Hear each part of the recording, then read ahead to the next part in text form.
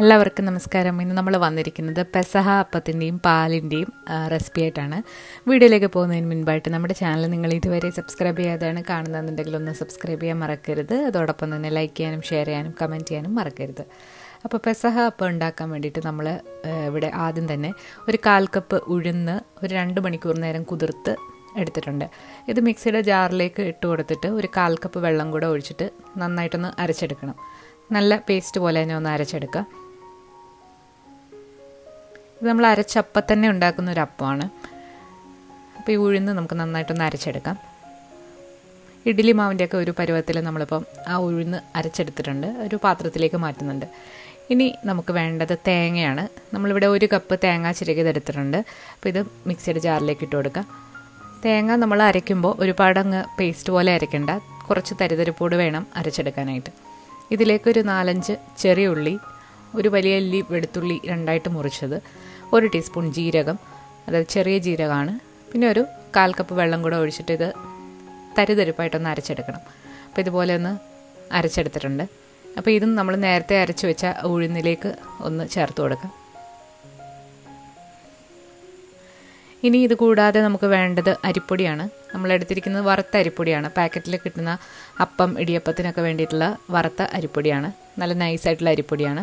അപ്പോൾ അരിപ്പൊടി വേണ്ടത് 1 കപ്പാണ്. 250 മില്ലിയുടെ 1 കപ്പ്.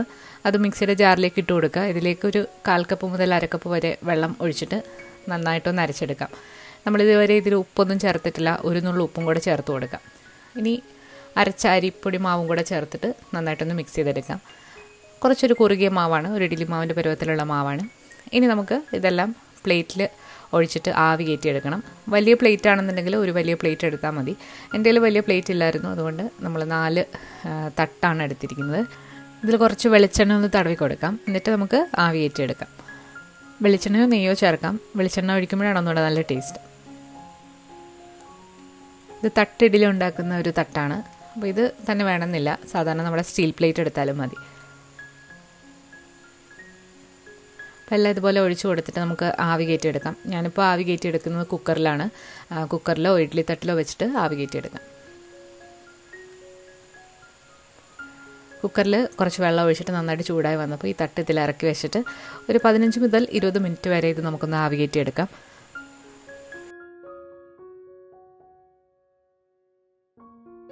ഇത് ആവി കയറുന്ന സമയം കൊണ്ട് നമുക്കിതിന് വേണ്ടിയിട്ടുള്ള പാല് തയ്യാറാക്കിയെടുക്കാം. തേങ്ങാപ്പാൽ വെച്ചിട്ടുള്ളൊരു കുറുകിയൊരു പാലാണ്. അതിലാണ് മധുരമൊക്കെ ഉള്ളത്. ആ പാലിൽ മുക്കിയിട്ടാണ് ഈ അപ്പം കഴിക്കുന്നത്. അപ്പോൾ അതിന് വേണ്ടിയിട്ട് നമ്മളൊരു സോസ് പാൻ എടുത്തിട്ടുണ്ട്.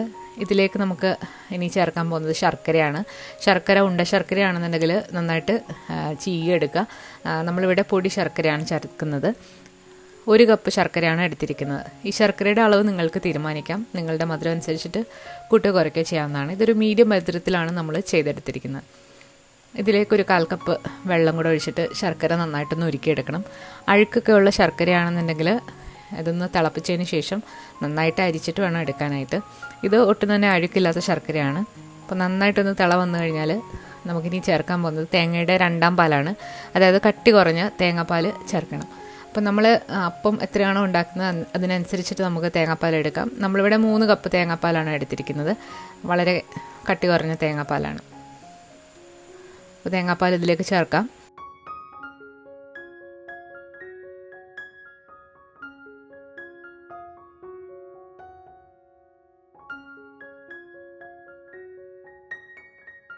ഇനി ഈ പാല് ചെറുതായിട്ടൊന്ന് കുറുകാൻ വേണ്ടിയിട്ട് നമ്മളിതിലേക്ക് 2 ടേബിൾ സ്പൂൺ അരിപ്പൊടിയും കൂടെ ചേർക്കുന്നുണ്ട്. നമ്മൾ നേരത്തെ എടുത്ത അരിപ്പൊടി തന്നെയാണ്, വറുത്തരിപ്പൊടി. കട്ട കെട്ടാതെ ഇനി ഒന്ന് ഇളക്കി കൊടുക്കുക. അരിപ്പൊടി ചേർത്ത് കുറച്ച് കഴിയുമ്പോഴത്തേക്ക് ഈ പാല് നന്നായിട്ട് കുറുകി വരും. എന്നാൽ ഒരുപാടങ്ങ് കുറുകി വരില്ല, ചെറുതായിട്ടൊരു കുറുകി വരും. ഇനി ഇതിലേക്ക് നമ്മൾ ചേർക്കാൻ പോകുന്നത് ഒരു 1/4 ടീസ്പൂൺ വറുത്ത ജീരകപ്പൊടിയും അതുപോലെ തന്നെ 1/4 ടീസ്പൂൺ ഏലക്കാപ്പൊടിയാണ്. ഇത് ചേർക്കുമ്പോൾ ഒരു പ്രത്യേക മണമാണ്. നന്നായിട്ട് ഇളക്കി കൊടുക്കുക.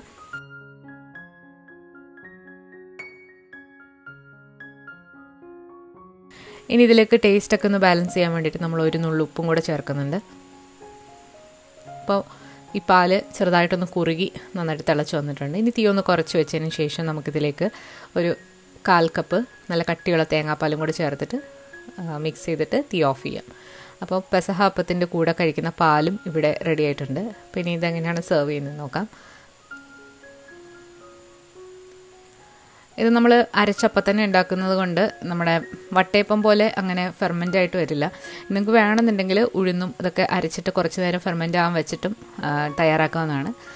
പക്ഷേ സാധാരണയായിട്ട് ഇത് ഇൻസ്റ്റൻ്റ് ആയിട്ടാണ് ഉണ്ടാക്കുന്നത്. അപ്പോൾ നമുക്ക് ഡിമോൾഡ് ചെയ്യാം. ഈ അപ്പത്തിന് ജീരകത്തിൻ്റെയും ആ ചെറിയ ഉള്ളിയുടെയും വെളുത്തുള്ളിയുടെയൊക്കെ ഒരു ടേസ്റ്റ് ഉണ്ട്, അതുപോലെ ഉഴുന്നിൻ്റെ ഒരു ടേസ്റ്റ് ഉണ്ട്.